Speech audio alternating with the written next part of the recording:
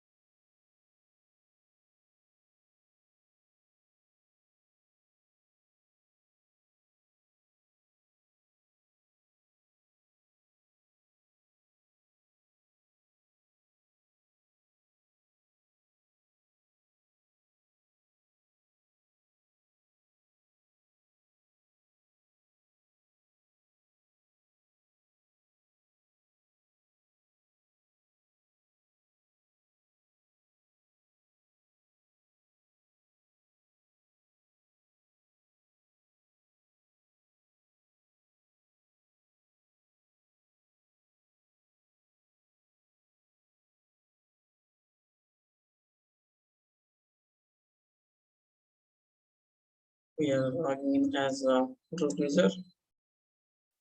Su hyphen. And check. We are having Git repository as project one. Check the status. Git status. We are having untracked files. Here, please. Now we are going to remove that one. Actually, we don't need this one. RF.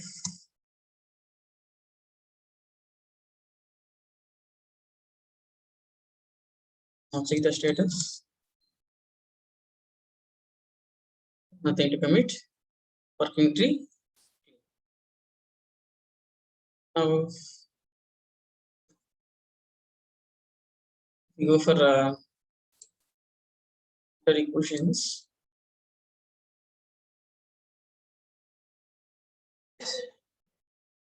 So the first question you are going to get is what is version control system?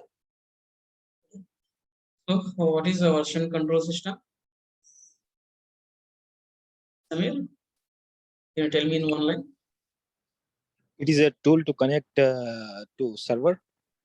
Yeah, version control system is the process where we are going to keep different versions of the code developed by the developers. Git is version control system. Git, whatever we discussed, Git is the version control system. What this Git is doing, Git is going to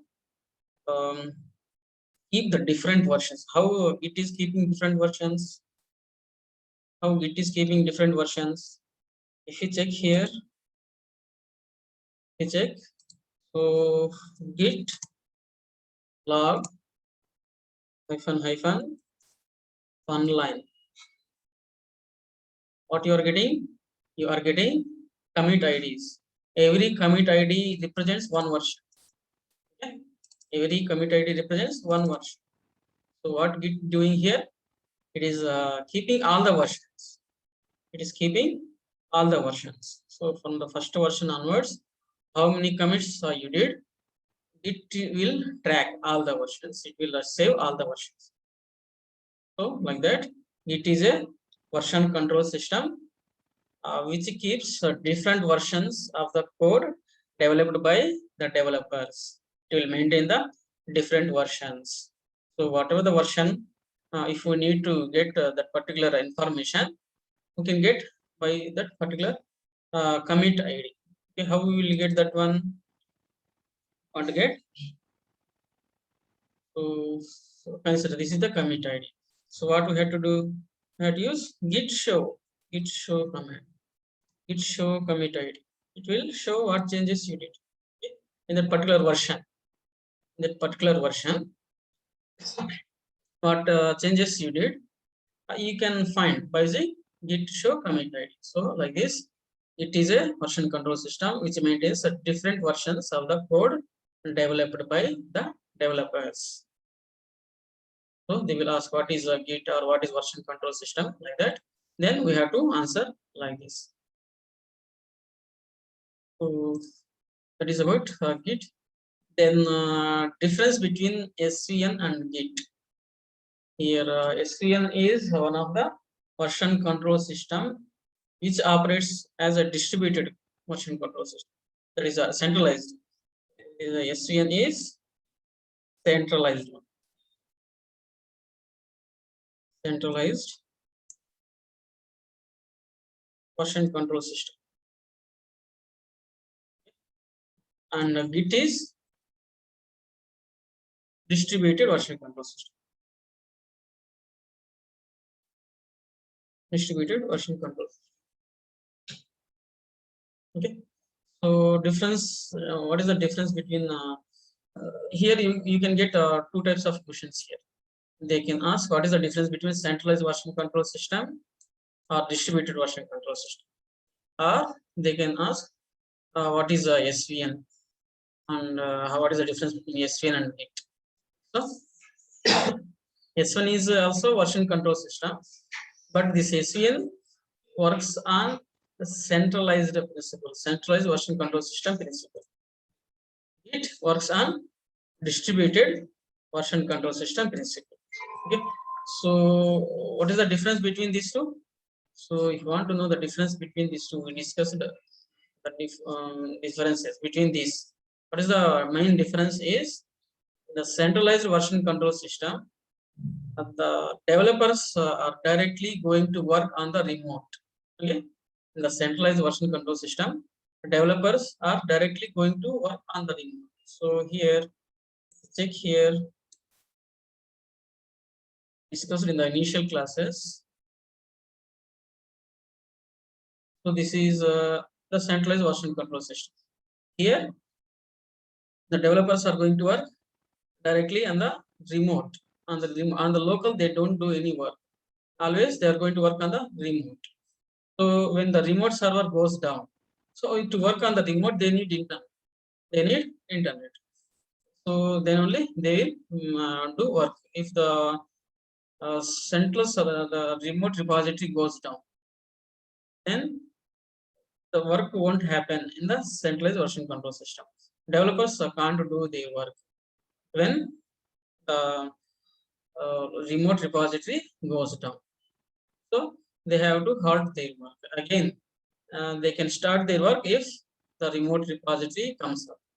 It becomes on. Okay, when they connect to remote repository, then only they can do their operations in the centralized version control system. Whereas in the distributed version control system, so every developer is going to have their own copy in the local copy. We in the Git we discussed the local repository. They are going to have the entire copy by using Git pull command. Okay, by using Git pull command, whatever the content they are having in the remote repository, they will get into the local repository. So in the distributed version control system, so all the developers are going to have a local copy. And even if the remote repository goes down, the developers can act on the local copy. Okay. And whenever remote repository is available, at that time, developers can push their changes. So this is one of the main difference between centralized version control system, that is SVN, and distributed version control system, that is Git. Okay. Like that, we are having many differences. We discussed all these differences. So you have to explain all these differences. These are the differences. Here a client need to get local copy in the centralized version control system. Okay. They have to do the changes, commit those changes to the central source, that is a remote repository. And whereas in the distributed control system, they will have a local copy and they can do their changes in the local copy and they can push whenever the remote repository is available. And central version CVS systems are easy to learn. So centralized version control systems are easy to learn, but distributed version control systems are difficult for beginners. Okay. And another difference is working on branches is difficult in centralized version control system. Working on branches is easier in distributed version control system. So we saw how to create branches, how to merge branches. All these things we saw in the distributed version control system Git. Okay. And centralized version control system do not provide offline access. As we discussed, if the remote repository goes down, the developers want to do their work. Whereas in the distributed control system, DVD systems are workable offline as a client copies the entire repository on their local machine. So every developer is going to have their local copy. They can do modifications on their local copy. So even though central server goes down, they can do the work. And centralized version control systems are slower. Why it is slower? Because every time the developers has to work on the remote only. They have to interact with the remote every time. So that's why these are slow. And whereas distributed version control systems are faster. Why? Because the developers are going to work on their local only. They're not going to interact with the remote every time. Okay, they will work on their local only. That's why it is very faster. So these are the differences between centralized version control system and distributed version control system. Then the next question you are having is explain Git workflow. Okay. So here we saw this one also. Git workflow means in the Git while we are working in the Git, we saw we are going to have a working directory and staging area and local repository and remote repository. All these things we saw. So here in this case, you have to explain what is working directory, what is staging area, what is a local repository, what is a remote repository, how the flow happens. All these things you have to explain in this case. Okay, so that is about explain Git workflow. So for Git workflow, you have to refer this one. You have to refer this one. So every developer is going to have working directory. Every developer is going to have working directory, and developers are going to work in their particular working directory.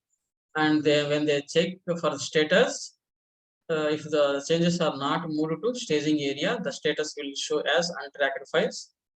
Okay, when to move the changes from working directory to the staging area, they have to use git add command. Okay, you have to use the git add command. Then if you check the status, it will show changes not committed. Changes not committed. And to move the changes from staging area to the local repository, you have to use git commit command. Okay, so if you use a git add and git commit, the status will be clean. Now, if the changes, what are the changes we are having in local repo is fine. If then everything is fine, then we can move this particular code into remote repository by using git push command. Okay, git push command will move the code from the local repository to the remote repository.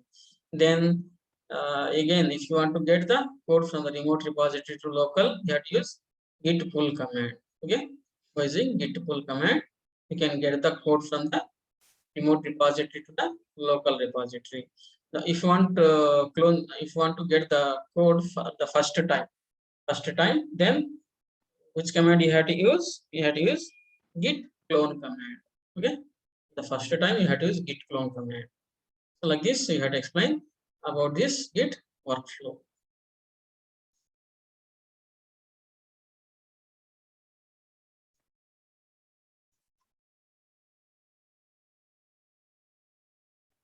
Then next, what is a clone command?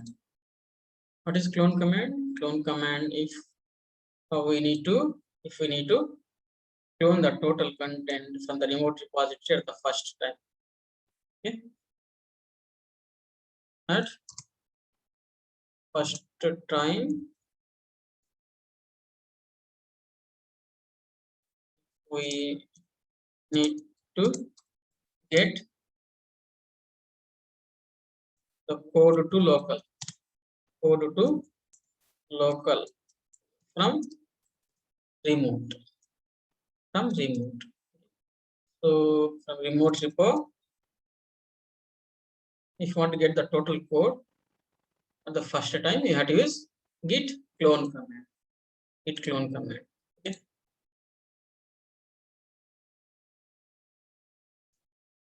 So then what is the difference between git pull and git fetch? So this is also one of the important question. Okay. So the difference between git pull and git fetch is, so by using clone command, you can get the total code. Okay, so then let us consider you are having so two developers. You are having two developers, and developer 2 joined newly. Okay, developer 2 joined newly, and he want to get the total code. He can use a git clone command, and he can get the total code from the remote repository. He can get the total code from the remote repository by using git clone. And after this, the developer 2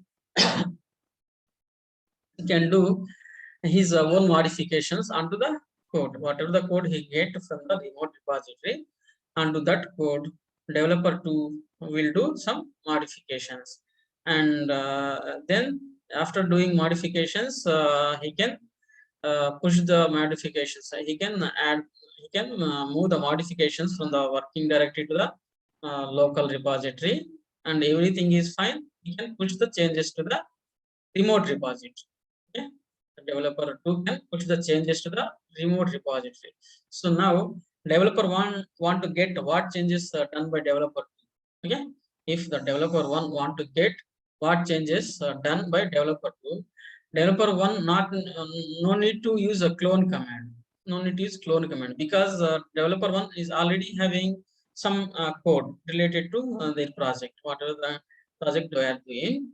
Related to that, developer one is already having some code. So now in this case, what developer one has to do is he has to use a git pull command. Okay, so developer one has to use git pull command. So and when developer one uses a git pull command, this particular pull command, what this particular pull command will do is it will pull the changes from the remote repository to the local repository. So it will pull only the changes, not the entire code. Git pull command will pull only the changes, not the entire code. Okay. Now after pulling the changes, what this particular command will do is it will add the changes with the existing code in the local repository, whatever the code developer one is having. With that local repo code, the changes will be merged when you use git pull command. Okay, that is git pull. That is the difference between git clone and git pull. So git clone is at the first time if you want to get the code, you will use git clone command, and git pull if you need to get only the changes. Okay, if you want to merge only the changes, you can use git pull command. Okay, similarly you are having git fetch command. What this git fetch command will do? This git fetch command also identifies the changes in the remote repository compared to local repository, and it will show the changes. Git fetch command will only show the changes. It won't measure the changes. Okay, git fetch command will only show the changes. What is the change between remote repository code and local repository code? Okay, so developer one want to know the change made by the developer two. Okay, developer one want to know the change made by the developer two, then he can use git fetch command. This particular fetch command will only show the changes. It won't measure the changes. Okay, now the difference between git pull and git fetch is git pull command will show the changes and measure the changes with the local repository. What are the changes you are having in the remote repository? That changes will be measured when you use git pull. Whereas when you use git fetch, it will only show the changes between local repo code and remote repo code. It won't measure the change. Okay, so that is the difference between git pull and git fetch. Similarly, we are having next question. What is the difference between git clone and git pull? Now, can you tell me what is the difference here? Git pull and git pull and git clone. We already discussed this one.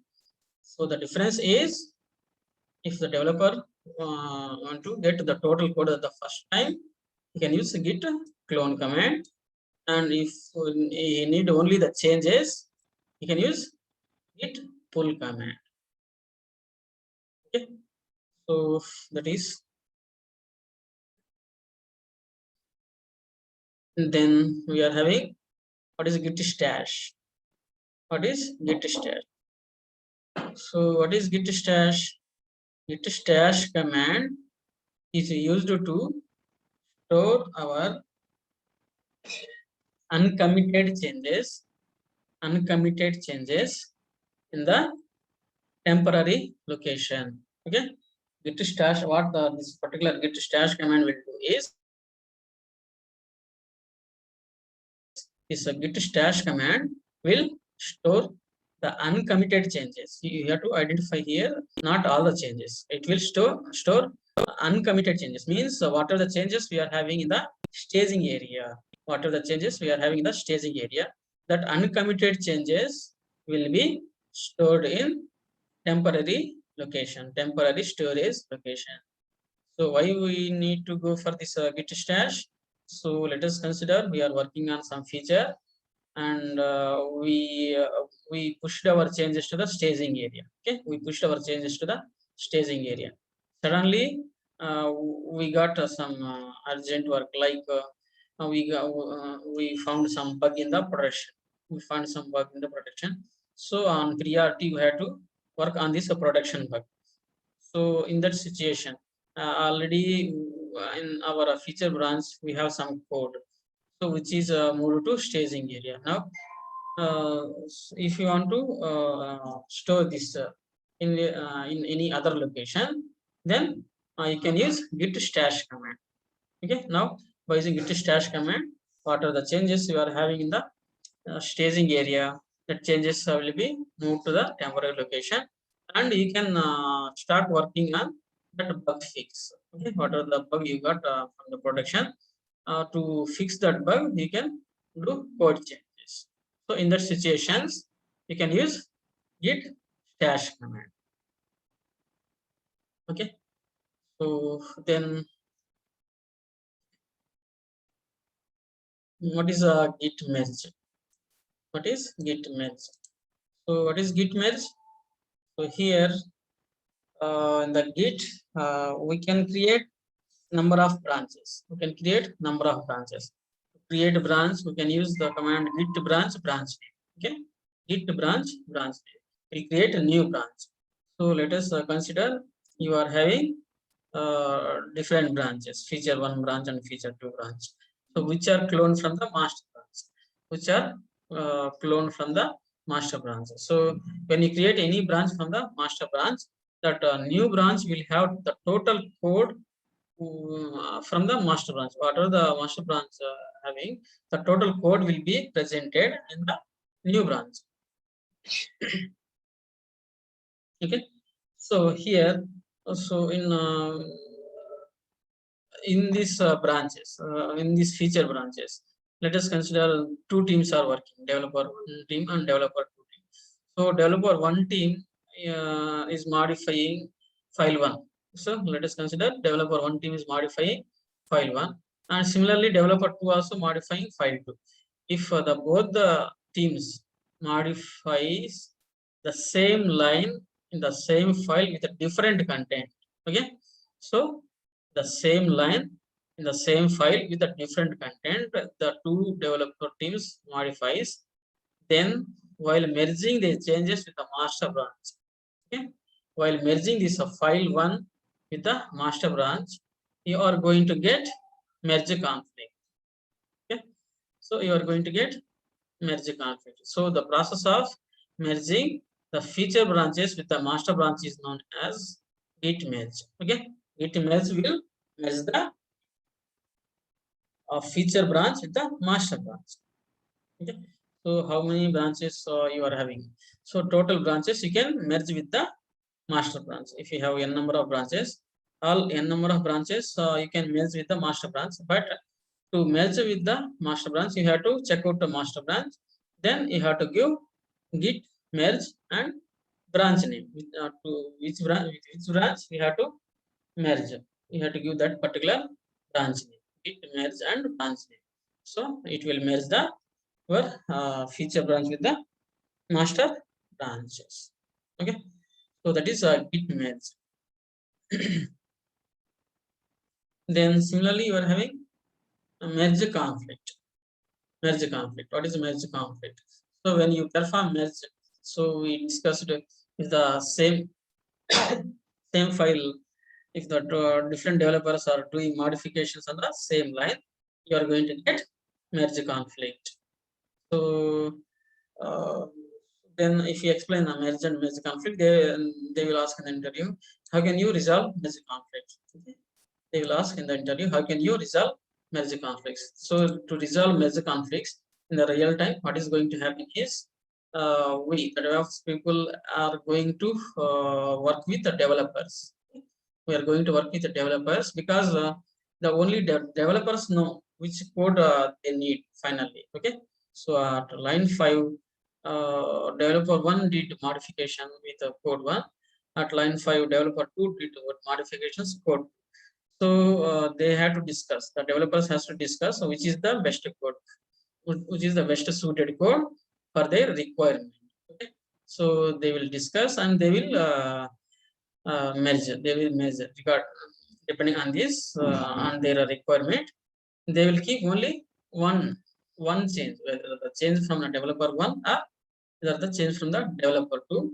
Only that change will be they will keep in the final copy. Okay, like that. So to resolve merge conflicts, we have to discuss with the developers, and developers will finalize which code finally they have to merge. So here you will get another question.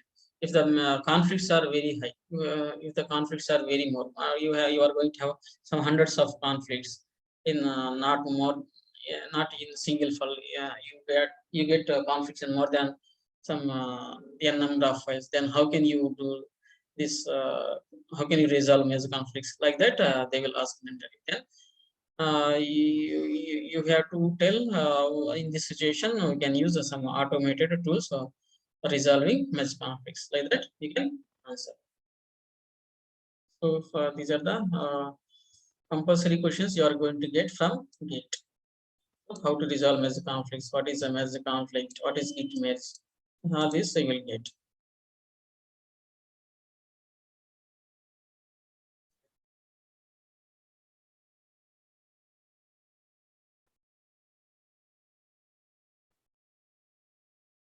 Yeah, then the next one, what is a Git diff?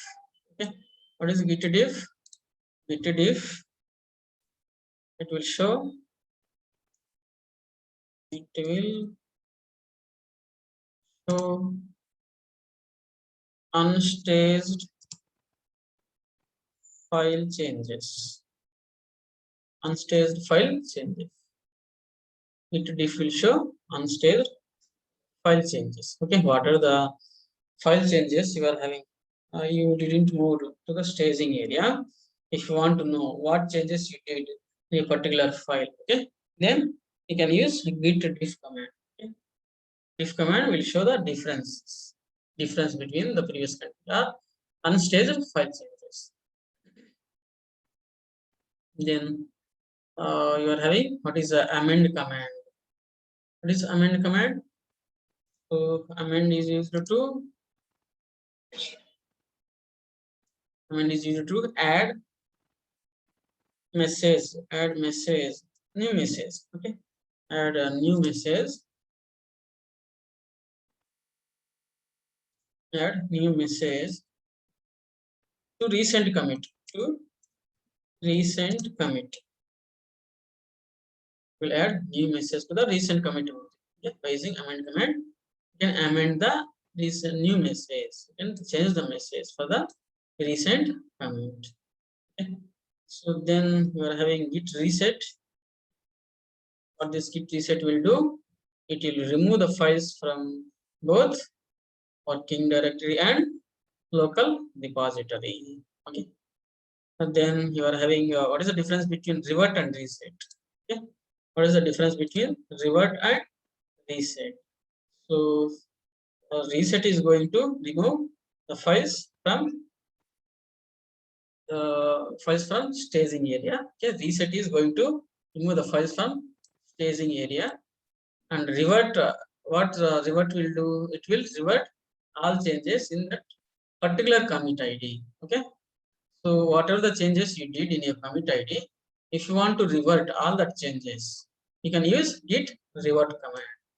Okay, so that is the difference between reset and revert. Reset is used to remove files from staging area. It will remove files only from the staging area.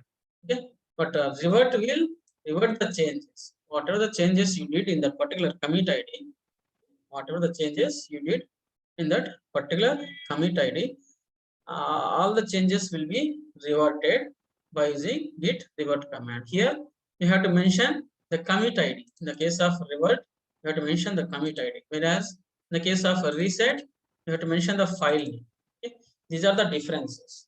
Okay? They will ask what is the difference between reset and revert. So reset removes the files from staging area, and in the reset you have to use a file name, and revert will changes that is it will revert all the changes in a particular commit ID. Here we have to use commit ID like that. Again, explain these things.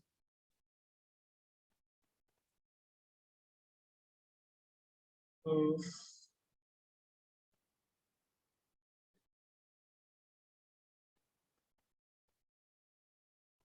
then what is the difference between what reverse it? What is a git log? What is git log? What is git log will do? A git log will show all the commit IDs with extra data when that particular commit ID happens. All this it will show. Check here. You are having difference between git log and git log one line.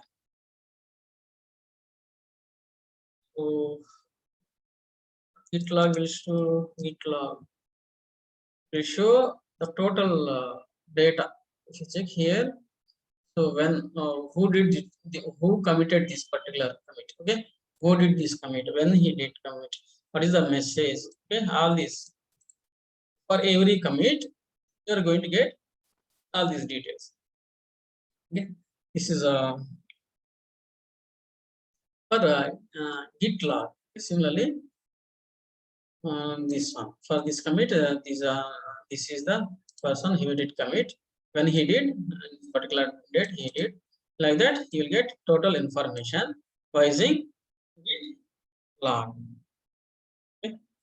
And if you need only commit IDs, you can use git log --- one line. It will show only commit IDs. It will show only commit IDs. It won't show when that particular commit happens.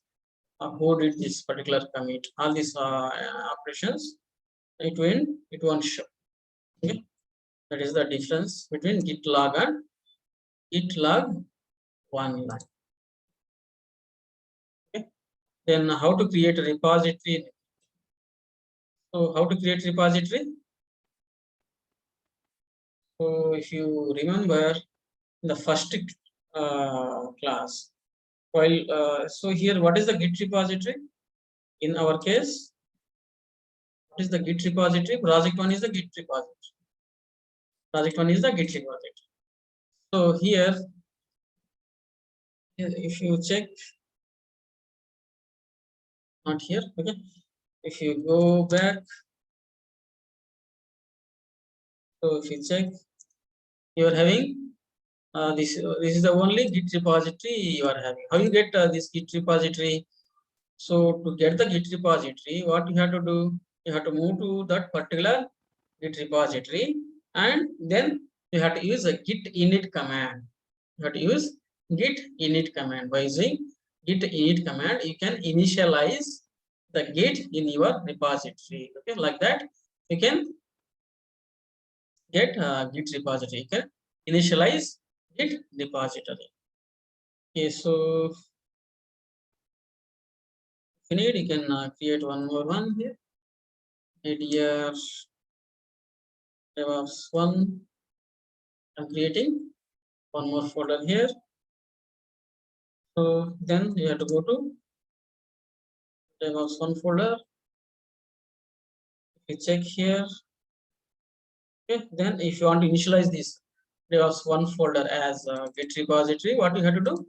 You have to use git init command. Okay, it will initialize. Okay, so it is showing initialized empty git repository. Check ls here, don't have anything. Check ls -la, ls-la. Now you are going to get one git repository will be initialized in DevOps one. So ls-la will give .git. Now git repository got initialized. Yeah, like this. You can create git repository by using git init command. Git init is the command to initialize it, to create git repositories. Yes, and like that you can create how many repositories you need. Here, if you check the status, what are the operations you did on project one repository? You can do all the operations here also. Okay, You can do all the operations here also. If you check the status, nothing to commit, nothing to commit. So status is clear. Okay. So like that, you can initialize a Git in your repository. So how to create repository? That is like this. You can create a repository. Then what is a Git checkout? What is Git checkout? What is Git checkout? So you go to here, go to another one. Yes, project one is our Git repository. Project one and Git branch. To show what are the branches you are having master branch and feature branch. If you want to and this particular star shows you are on the master branch. You are on the master branch. If you want to move to feature branch, what you have to do? That is Git checkout branch name. Which branch you have to check out? You have to check out to feature one branch. Now it is showing switch into feature one. So Git checkout command is used to move the branch. So if you want to move from one branch to another branch, you can use Git checkout command. Okay, you can use Git checkout command. Now if you check the branch Git branch, you are on feature branch. You are on feature. Previously you are on master branch. Now you are on feature branch. Like this, you can use Git checkout command to move the branch from. If you want to move from one branch to another branch, you can use Git checkout command.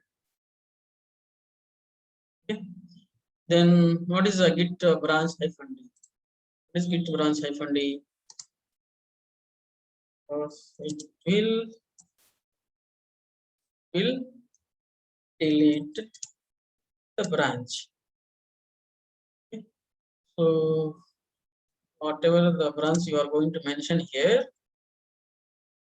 branch name, branch, whatever the branch you are going to mention here, this particular branch will be deleted if you use Git branch -d branch name. Okay. So like this, you can delete the branches also. Now we're having what is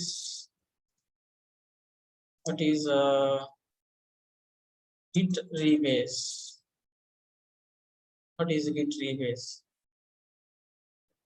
What is Git rebase? The Git rebase, what it will do? It will change the head commit. It will change the head. It will change the head in our repository. For our repository, Git rebase will change the head. What is the head means? So we discussed in the last class. So here, now let us consider you are having master branch with the commit C and B. In the commit C and B, and you created a new branch at B. You created new branch at B. So if you create a new branch at B, if you check the commits in B, what are the commits you are having in the master branch? All commits exist in the feature branch also. Okay, what are the feature branch you created? In that particular feature branch also, you are going to get all the commits. Now, in the feature branch, which commits you are going to have? You are going to have A, B commits, A and B commits. Okay, so in the feature branch, we are going to have only A and B commits. So after creating a new branch, in the master branch, if you do C commit, the master branch, if you do C commit, again this C commit won't be available in the feature branch. Why it is not available? Because you created feature branch at B commit only. So up to B commit, whatever the changes you are having in the master branch, the total changes will be available in the feature branch. So after B commit, if you do any modifications in your master branch, that changes won't be available in the feature branch. So let us consider you did C commit in the master branch. You did C commit in the master branch. So here this C commit won't be available in the feature branch. Now, if you want to get C commit also, if you want to get C commit also in the feature branch, So up to now you have only A and B commits in the feature branch. In the feature branch, if you want to get a C commit also, then you have to use git rebase command. Okay?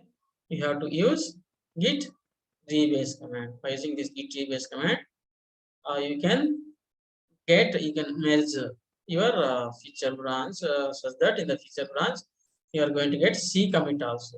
Okay, so previously for feature branch the head is at commit B. Okay, previously for feature branch the head is at commit B. Now if you do rebase, the head will move to commit C. Okay, the head will become commit C. Okay, like that. The rebase command, what this particular rebase command will do is will change the head.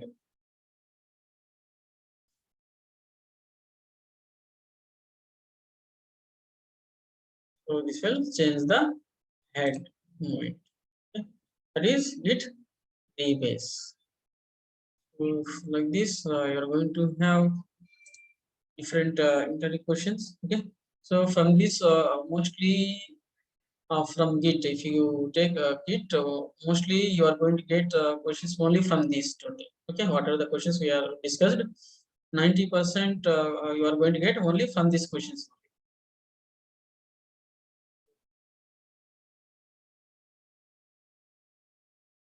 Yes, having another one. What is the difference between Git and GitHub? What is the difference? So the difference is Git is nothing but our local copy, the developer's local copy. Git exists and developer's local copy. So developer is going to do modifications on the Git. Okay, developer is going to do modifications on the Git. And what is GitHub? GitHub is remote repository. GitHub is remote repository. Developer is not going to work directly onto the GitHub. Developer is not going to work directly onto the GitHub. So what are the changes you did in the developer did in the Git is going to move these changes the GitHub. Okay, so the in difference between Git and GitHub is Git is the working copy of the developer, and GitHub is the remote repository. Okay, GitHub is the remote repository. So for Git, particular developer has to work on the Git, and he has to push the changes to the GitHub. So each and individual developer is going to have their own Git, their own Git copy. But GitHub is common for all the developers. Okay? GitHub is common for all the developers. So like this, you can differentiate between Git and GitHub. So, any doubts here, Samir? No, everything is clear to me. Okay. So another one, explain about branching strategy. This is also another question you have to keep in mind.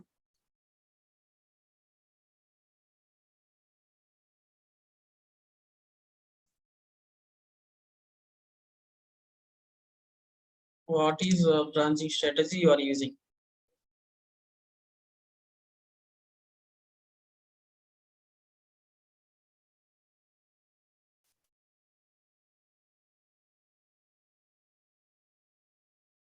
In your organization.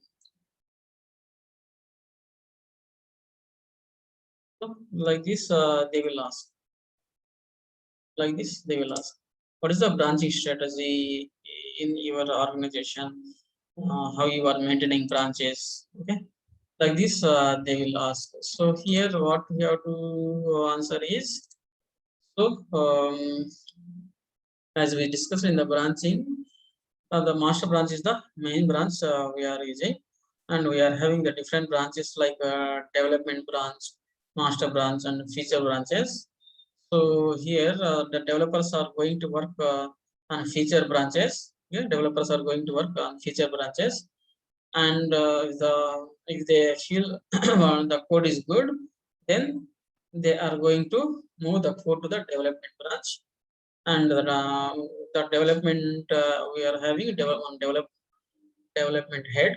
The development head will decide whether this particular changes, what are the changes we are having in the dev branch, will be moved, will be merged with the master or not. Why? Because the release is going to happen with the help of master branch. Okay, like that. I have to explain this branching strategy. What the branching strategy we discussed, all this thing we have to explain. Okay, so here you are going to have master branch, feature branches, and you are going to have development branch and release branch. You are going to have a release branch also.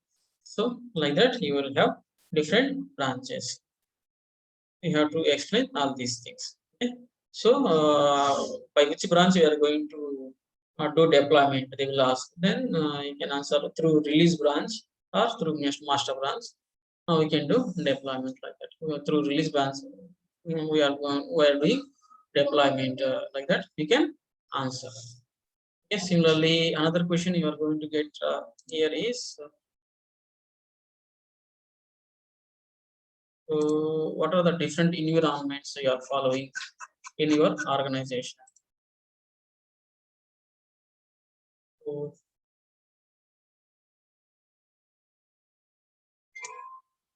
what are the environments? For the environments you are having.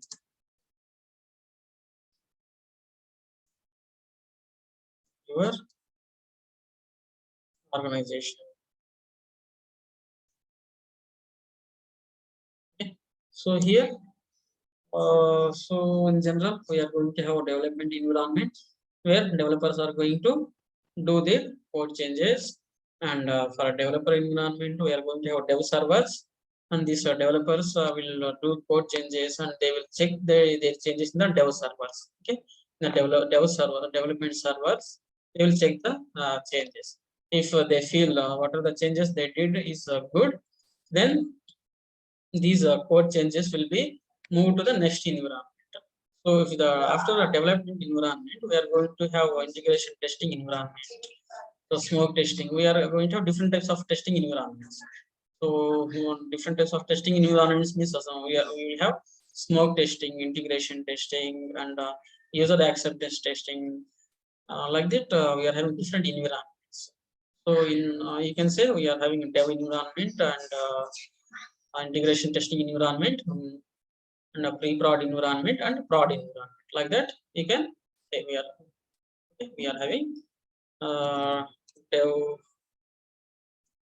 and test environment, pre-prod, and prod environment. So like this, you can say we are having 4 environments: dev, test, pre-prod, and prod. If the dev, for every environment, you are going to have a set of servers. Okay. So if the code in a dev servers is a success, then this code will be forwarded to testing team. The testing team is going to do the change and going to check the state, that is a status, whether it is code is working fine or not on their servers. Testing team is also going to have test servers. Okay, and if they didn't find any bugs, if the testing team didn't find any bugs, then they will move the code to the pre-prod. Okay. So in the pre-prod, again they are going to have the pre-prod servers. In that particular servers, they will check the code. Again, they will check the code. If that code is up to mark as per the requirement, if the code is as per the requirement, the code will be moved from the pre-prod to the prod. Okay, so this is the flow we are following in the real time. Okay, so here from the every environment we have to get the sign off from the particular environment head. Okay, if you get the sign off, then only the code will be moved to the next environment. So if in a pre-prod, everything is fine, then the head of the pre-prod head will give sign off. If he get the sign, if they get the sign off, then only they can move the code to the prod. This is the flow we are following in the real time. Okay.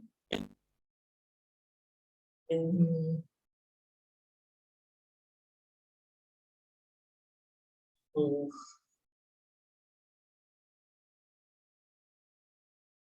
here the most of the questions we covered.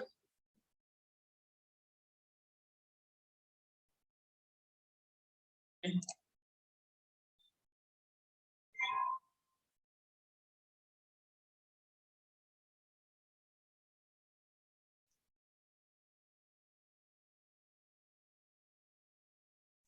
Next we will start Jenkins. Going to the Jenkins. So